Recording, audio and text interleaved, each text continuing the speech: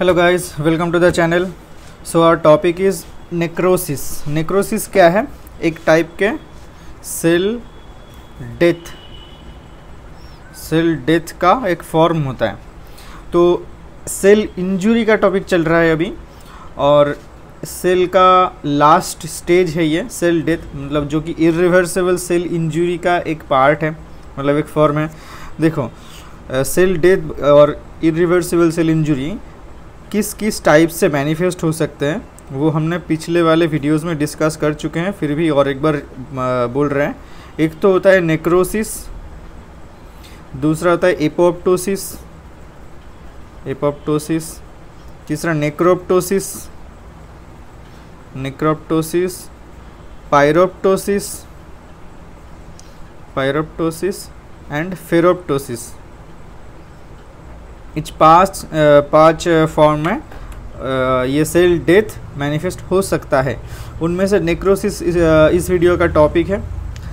तो necrosis actually होता है क्या है? It is a type of pathological form of cell death. Okay, accidentally हो सकता है ये डेथ, लेकिन ये कभी फिजियोलॉजिकल सेल डेथ नहीं है। जैसे एट्रोफी होता है बॉडी में सेल ऑर्गेनेल्स का, अगर फिजियोलॉजिकल एट्रोफी होता है वहाँ पे फिजियोलॉजिकली अगर सेल का साइज़ डिक्रीज होता है, सेल को डैमेज, सेल साइज डिक्रीज हो करके, तो वहाँ पे नेक्रोसिस नहीं होगा, कुछ और फॉर्म से होता है वो। ठीक है, तो नेक्रोसिस ऑलवेज पैथोलॉजिकल। ओके, तो एक्चुअली ये जो इरिवर्सिबल स्टेज जो है, इसमें जो नेक्रोसिस, इसका जो मैकेनिज़्म, जनरल मैकेनिज़्म, नेक्रोसिस का बहुत सारे टाइप्स भी हैं। उनमें से जो सबका जो जनरल मैकेनिज़्म है वही अभी जानना है। तो देखो, उसमें क्या होता है? एक तो होता है डीनेचुरेशन ऑफ प्रोटीन्स हो सकते हैं, सेल के जो प्रोटीन्स है उसका डीनेचुरेशन अगर होता है तो, या फिर enzymatic digestion of the cell, enzyme की वजह से वो सेलुलर कंटेंट अगर डाइजेस्ट हो गया है तो।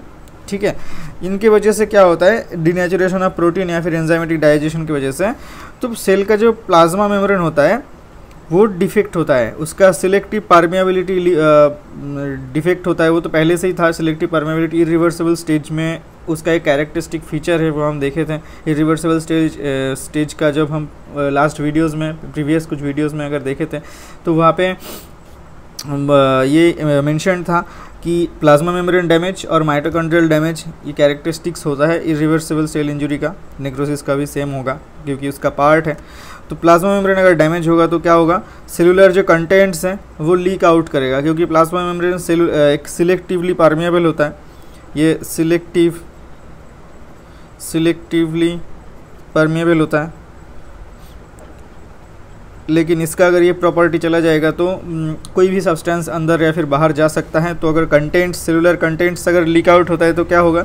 तो वहाँ उसको बाहर होना नहीं चाहिए था, सेल के बाहर सेलुलर कंटेंट्स को बाहर होना नहीं चाहिए था, तो उसको एलिमिनेट किया जाएगा। अगर एलिमिनेट करने के लिए जो रिस्पॉन्स होता है उसे हम बोलते हैं इन्फ्लामेटरी रिस्पॉन्स। ठीक है, इन्फ्लामेशन बोला जाता है उसे। इन्फ्लामेशन की वजह से कुछ ऐसे सेल्स, जैसे न्यूट्रोफिल होता है, तो वो क्या करता है? न्यूट्रोफिल वहाँ पे उस कंटेंट जहाँ पे लीक आउट हुआ है वहाँ पे जाने के बाद वो उसको डाइजेस्ट कर लेगा या फिर फैगोसाइटोस कर लेगा, उसको एलिमिनेट कर देगा। तो इसे बोलते हैं इन्फ्लामेटरी रिएक्शन। इन्फ्लामेटरी रिएक्शन के थ्रू वो सारे सेल डेब्रिस को क्लियर करेगा। ओके, तो ऐसे एक सेल का डेथ होता है, एक ये जो एक accidental type of cell death है, नेक्रोसिस को जिसे बोला जाता है, accidental type of cell death. और ये हमेशा याद रखना, ये हमेशा पैथोलॉजिकल है, फिजियोलॉजिकल कभी नहीं है।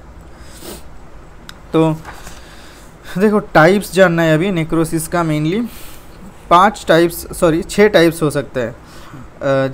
मोस्ट कॉमन है कोआगुलेटिव नेक्रोसिस, मोस्ट कॉमन ये है कोआगुलेटिव नेक्रोसिस। दूसरा होता है लिक्विफेक्टिव, तीसरा केजियस, चौथा फैट नेक्रोसिस, फिफ्थ होता है तुम्हारा फिब्रिनॉइड नेक्रोसिस, और 6 गैंग्रीनस नेक्रोसिस। एक्चुअली 5 होता है, लेकिन ये गैंग्रीनस जो है वो एक टाइप का कोआगुलेटिव और लिक्विफेक्टिव नेक्रोसिस का ही फॉर्म है, अलग से। इसका कुछ अलग से कोई मैकेनिज्म नहीं है, या फिर उसका अलग से कोई फॉर्म नहीं है। तो क्या कोआगुलेटिव नेक्रोसिस को कुछ जगह पर गैंग्रीनस बोला जाता है, लिक्विफेक्टिव को भी कुछ जगह पर गैंग्रीनस बोला जाता है।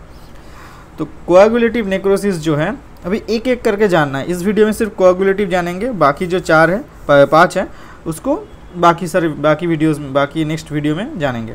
ठीक है, तो कोएगुलेटिव नेक्रोसिस क्या होता है? ये होता है most common type of necrosis. यहाँ पे क्या होता है देखो, इसका जो अगर माइक्रोस्कोपी अगर देखेंगे तो वहाँ पे सेल का जो आउटलाइन है, सेल का जो आउटलाइन ये प्रिजर्व रहेगा। यहाँ पे हो सकता है सेलुलर आउटलाइन मतलब सेल का परमेबिलिटी इंक्रीज या फिर इंक्रीज करे, मतलब उसका परमेबिलिटी डिस्ट्रॉय हो जाए, लेकिन ये सेल मतलब इसका मेम्ब्रेन, इस मेम्ब्रेन में कोई ब्रेकेज नहीं आएगा, जैसे ऐसे ऐसे ऐसे करके कोई ब्रेकेज नहीं आएगा। तो सेल का जो आउटलाइन है तो वो प्रिजर्व रहेगा, ठीक है। उसके अंदर से सेलुलर कंटेंट बाहर लीक करेगा, ठीक है। ये जो परमेबिलिटी थोड़ा सा चेंज होने की वजह से ये एक्चुअली होता है denaturation of protein. Coagulative necrosis होता है mainly due to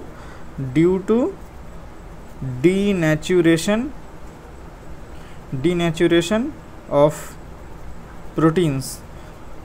denaturation of protein की वजह से कोएगुलेटिव नेक्रोसिस होता है। और दूसरा क्या मैकेनिज्म था पहले ये मेंशन किया था, वहाँ पे था एंजाइमेटिक डाइजेशन। एंजाइमेटिक डाइजेशन ये जो फॉर्म है ये कोएगुलेटिव नेक्रोसिस में नहीं होगा, वो कुछ और मतलब स्टेज में होगा और फेज में होगा। ये लिक्विफेक्टिव में होता है एंजाइमेटिक डाइजेशन, लेकिन कोएगुलेटिव में सिर्फ डीनेचुरेशन ऑफ प्रोटीन होता है, ठीक है। तो इसके वजह से सेलुलर आउटलाइन प्रिजर्व रहता है। और इसका माइक्रोस्कोपी में देखा जा सकता है कि ये जो ईओसिनोफिलिक मतलब साइटोप्लाज्म, अगर हिस्टोपैथोलॉजी अगर करेंगे H&D मतलब हीमाटॉक्सिलिन और एंड ईओसिन, ये स्टेन अगर डालेंगे तो डेंसली ईओसिनोफिलिक साइटोप्लाज्म दिखेगा।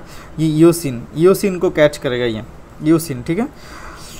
और जो साइटोप्लाज्म है, साइटोप्लाज्म में कुछ दिखेगा, ग्लासी और मॉथ ईटन अपीयरेंस होगा। मॉथ मतलब साइटोप्लाज्म में कुछ मतलब जगह खाली रहेगा, जैसे लगेगा कि किसी ने खा के चला गया वो जगह, ठीक है। मतलब किसी कोई मॉथ खा के चला गया, उस जगह को खा लिया है, तो खाली जगह रहेगा, तो इसलिए ग्लासी और मॉथ ईटन अपीयरेंस होगा। तो माइक्रोस्कोपी में कुछ ऐसा दिखेगा। और एक्चुअली कोएगुलेटिव नेक्रोसिस को हम मेडिकल मतलब यूजुअल टर्म में इन्फार्क्ट बोलते हैं। इन्फार्क्ट क्या होता है? Localised area of coagulative necrosis. हमने पढ़ेंगे बाद में कि मायोकार्डियल इन्फार्क्शन नाम की एक टर्म होते हैं। मायोकार्डियल इन्फार्क्शन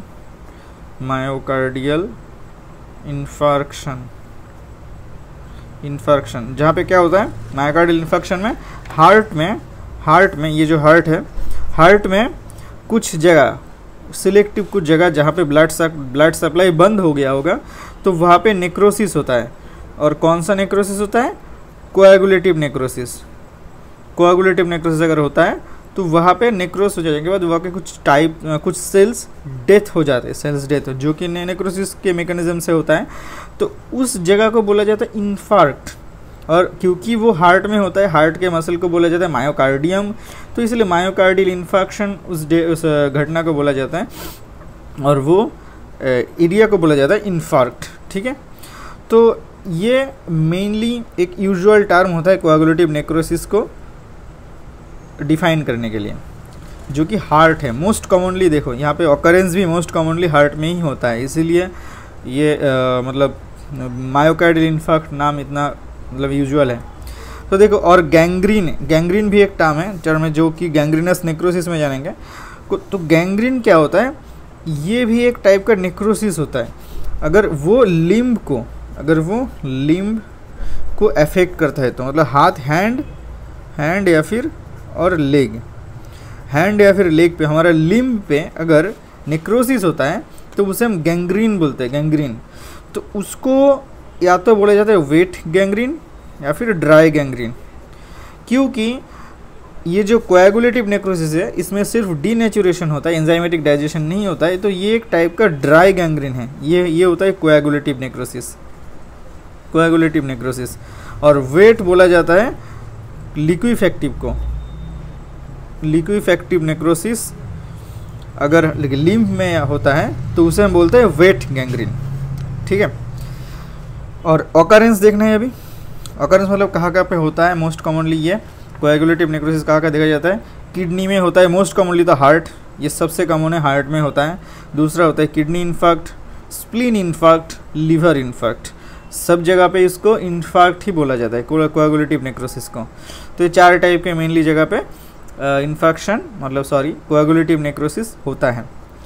और एग्जाम्पल क्या है? एक तो हो गया मायोकार्डियल इन्फार्क्शन, दूसरा होता है ड्राई गैंग्रीन जो कि लिम्फ में होगा, तो और तीसरा मोस्ट इम्पॉर्टेंट बर्न्स में भी डीनेचुरेशन, क्योंकि हीट के वजह से डीनेचुरेशन होता है वहाँ पे, सेल का जो प्रोटीन है डीनेचुरेशन होता है उसके वजह से वहाँ पे भी, बर्न्स में भी कोएगुलेटिव नेक्रोसिस देखा जाता है। तो ये था हमारा जो नेक्रोसिस का पहला पार्ट है। दूसरे पार्ट में जानेंगे क्या होता है लिक्विफेक्टिव, गैसियस, फैट और फिब्रिनॉइड नेक्रोसिस। गैंग्रीनस तो इसमें भी जान चुके हैं कि कोएगुलेटिव और लिक्विफेक्टिव नेक्रोसिस का एक डिफरेंट नेम है सिर्फ और कुछ नहीं, ठीक है।